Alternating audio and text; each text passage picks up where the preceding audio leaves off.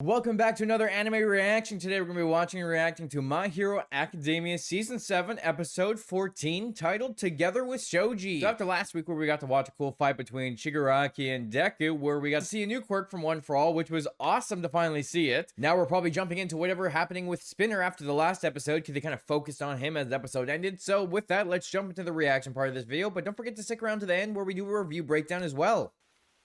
Okay, are we just jumping straight into a backstory? Oh, yes, we are. Okay.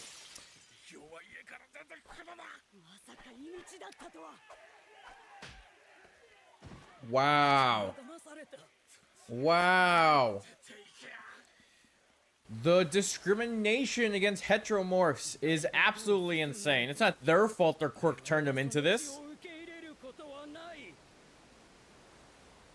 Yo, these racist bastards. You know what? I understand why Spinner became a villain. Bro, like, you get treated like that?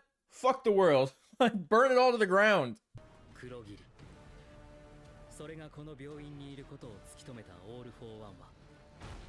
Yes, after they realized where Kurogiri is, they sent everything after him.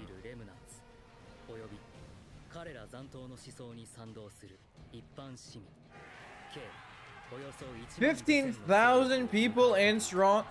Jesus. Okay, that's a full-ass army. That's more than the heroes combined. To be fair, if they're just regular humans, or not regular humans, but they're not like big supervillains with huge powers, maybe it's a little easier to take them on, but because of the sheer numbers, I doubt it.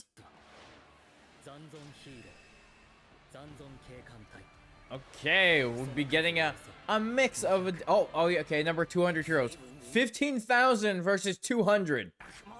Yeah, okay. That's not gonna work.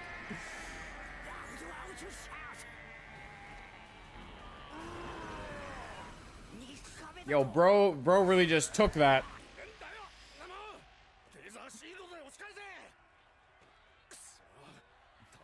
Yeah, you're outnumbered. 15,000 versus 200. You guys are screwed. Like, I don't see a wave of the heroes actually coming out of this one just because of the sheer numbers.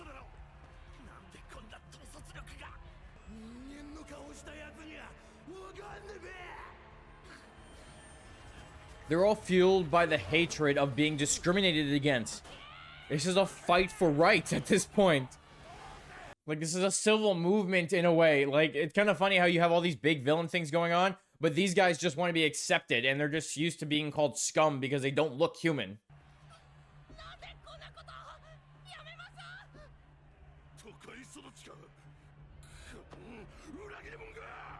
Oh, and they're calling Koda a traitor because he also doesn't look human, but he's a hero.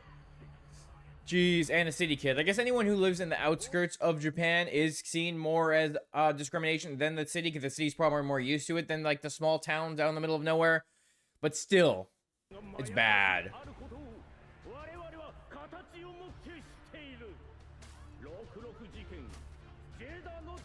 Yo, someone's bleeding. Yeah, no wonder these guys are fighting back. You got regular people beating them up for looking differently. Oh my god. Yeah, present day they feel remorse for those actions. Just pretending, I feel like that's absolute bullshit.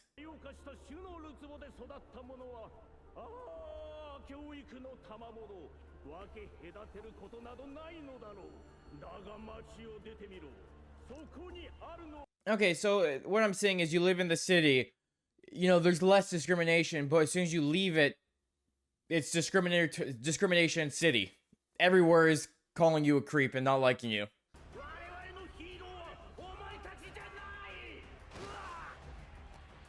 All rising up for their one hero, Spinner, who is turned into a giant.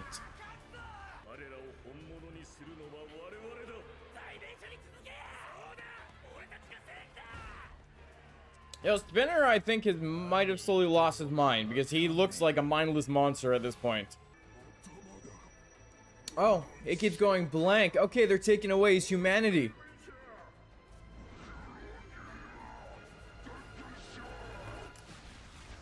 Oh. Yo, Octoblow, that looks like a gum Gatling if I've ever seen one. No, don't kill him. Traitor, wannabe hero. That's not fair. I'm like, you know, is this flashback not actually Spinner and just Shoji instead?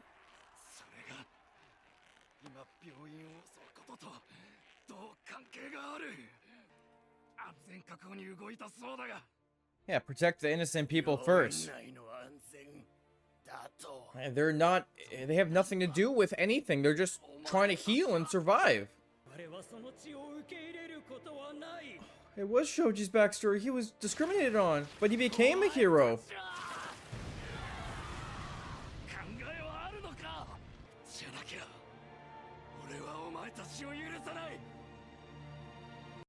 Okay. Damn, Shoji. Damn. You know, ironically, they got Koda and Shoji going against the heteromorphs who are also heteromorphs. So they understand the discrimination and the hatred.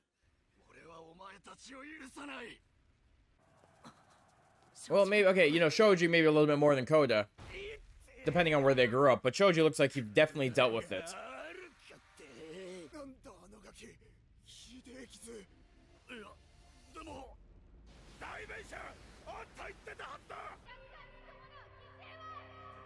Even if it means sacrifices, guys, these are innocent people. Do you want to be seen as monsters your whole life? I could understand trying to save Kurogiri and that being like the way to do it, but you know, do you want to be villains? All of you, 15,000? Oh! Ooh, is someone, is All For One controlling, or at least wiping the mind of Spinner after he put the quirk in him? Oh, making the people doubt, having Shoji asking what the plan is, and Spinner saying, Spinner, it looks like he's turning into a mindless monster. That's what's going on right now. This will make society regress 30 years. Ooh. Yo, what? All For One, what the hell did you do to Spinner?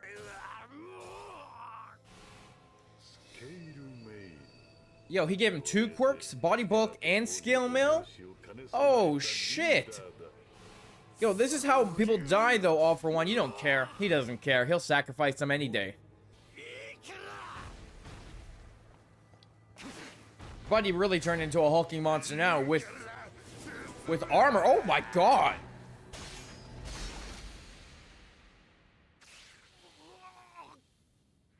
Yo, Shoji, no! Damn, is Shoji gonna get messed up during this fight as well? Wait, I thought he ripped off his arm. It looks like it's still there.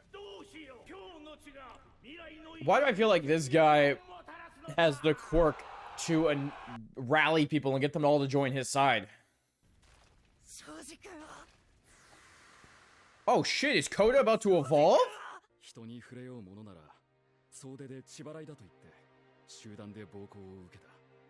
Oh my God. Oh my God, they were just kids.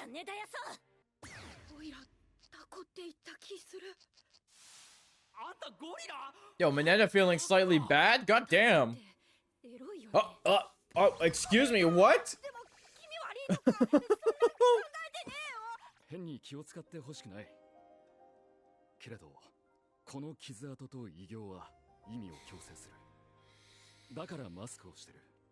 Oh, he wears a mask because of his form and his scars. God, Shoji, I didn't realize you went through so much.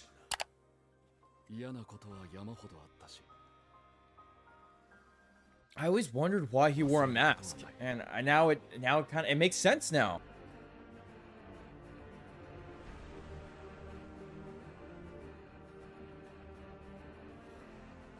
You know, he risked his own life to save a young girl, even though he would be discriminated against. The one good memory I have. Aww.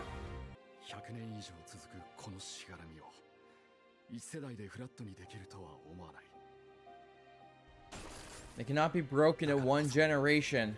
Oh! Oh, Koda's evolved! I'll become the coolest hero on Earth. Okay, Shoji's about to show up the heteromorphs aren't bad, that you don't have to discriminate against them. Damn, who knew I was gonna get a Shoji moment in this episode? Well, other than the title, but still.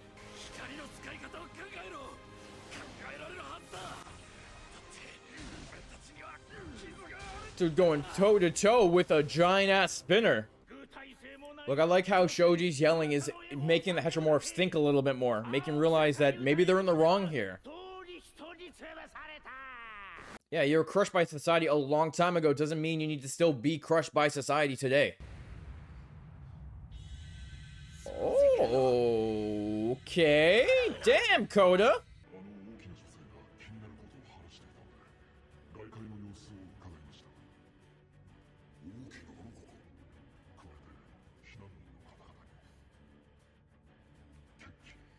Ooh, a call to action about the heteromorphs. Some of the, hey, it's that mud guy.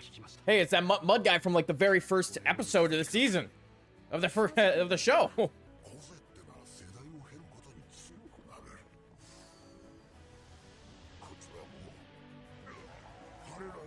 Way stronger than we were back then. Damn. When we were called the Three Domingos. Yo, President Mike understanding the strength of his young students. Oh, so these are Koda's horns. Okay, cool. Ooh, far away animals can see you. Oh, he even learned about discrimination when he was younger, but oh, his father told those people off. Okay, that's nice. Not showing that not all humans are bad. Oh, the regular looking ones.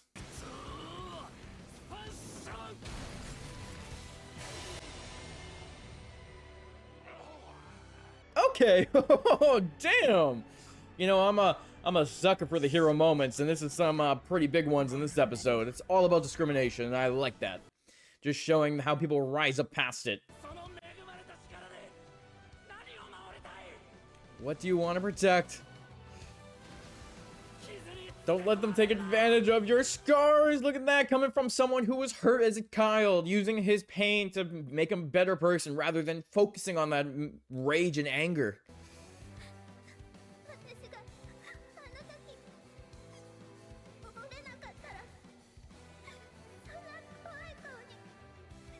They did beat him up because of it, and the little girl blamed herself for it.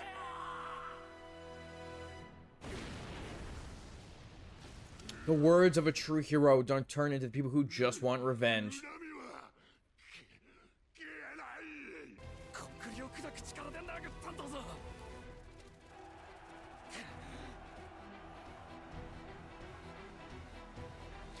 I think they think if the heroes win, that nothing's gonna change. I feel like if the right heroes win, things will change. Like Koji.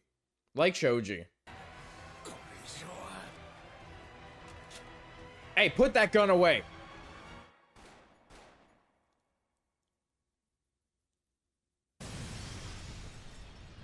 I was gonna say, I thought a hero was gonna block that, like Shoji or Koda.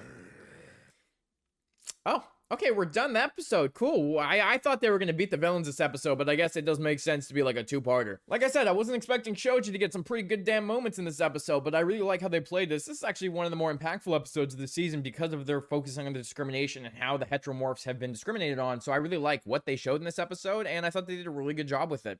Really showing how one person got sucked down in from the, you know, the hatred to hold in all the wanting revenge and everything, where the other one, you know, took that rage, took that everything, and wanted to make things better, wanted to make a better change, because if he goes revenge, it just proves that they're not human and, you know, makes them look in a bad light. So I like what they did.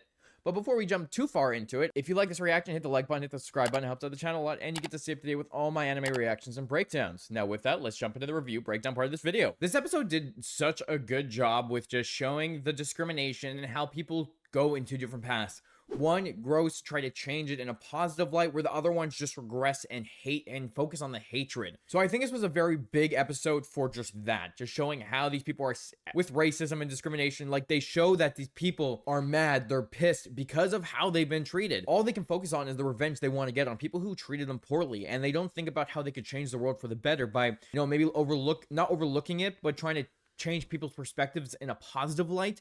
And I really like how they really focused on that this episode, because I think it screams a lot about this universe as well, and like how people who look normal are treated as these heroes, these saviors to them. But if you look different, you're already considered a bad guy. You're not considered a normal person, and they think less of you, even though it's not your fault. Like, I don't understand how they're discriminating on people because they get a quirk and they look like an animal, and all of a sudden they're like, oh, you're bad, you're a villain. Like, seriously, come on. They have a quirk just like you, and it's not their fault. They didn't get to choose their quirk. It got put upon them by whatever mysterious power in this world gives you quirks. And I think it was really interesting to show Spinner as like the head of it, where he's just focused on that hatred, that rage, but it doesn't look like it's fully him focused on that. It looks like All For One has turned him into a mindless monster who just needs to attack to save Kiryogiri, only following orders, getting the quirk that makes him big and bulky, then having a scale quirk.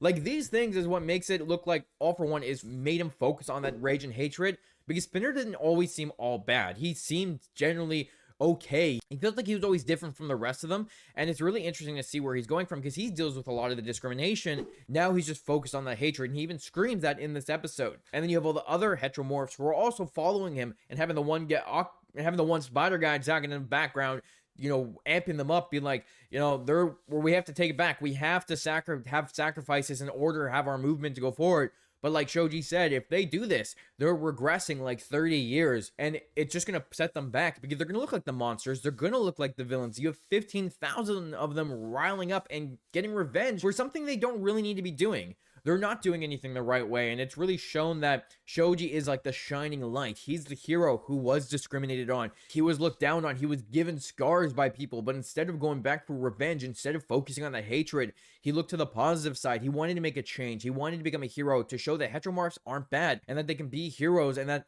you know, they're just like everyone else. And I really like how they focus on that. Even having him, he saved a young girl as a kid, but by saving that young girl and, you know, being a hero, it gave him the scars, because the humans beat the crap out of him because they're terrible people. But the little girl recognized it. She knew it was her fault that he got hurt. Really, he just did what he could to save this young girl, and she was, you know, it saved her life, and she was grateful for it. She recognizes that because of that, because he touched her, that's why he got beaten up. So I really like how they focus on that. And also Shoji trying to be this hero to change the light, and having Koda also realize what's going on, stand up for Shoji, wanting to help him, getting an upgrade himself to control more animals. He knows he needs to do this. And also, he never really experienced that discrimination like Shoji, but he's learning what happened. After Shoji told him, he understands a little bit more. And I really like how they kind of focus on that, because the people who are heteromorphs that grew up in the city don't really have the same discrimination as the ones in the countryside. So I thought they did a really, really good job focusing on that this episode, and I'm really looking forward to seeing how they continue this story, because it is a big thing. We have been seeing the heteromorphs get discriminated on throughout the entire series, and I like that they're kind of getting their time to shine and showing that there is a deeper discrimination in this world that needs to be solved, but it's not going to be solved overnight, and it's going to take a while. So I think they did a really good job with that, and I really like what they did. But let me know, what did you think of this episode? What did you think of their themes with discrimination and racism? And how do you feel about how they presented it? Thanks for watching this episode of My Hero Academia with me, and I'll talk to you next week when we watch another episode.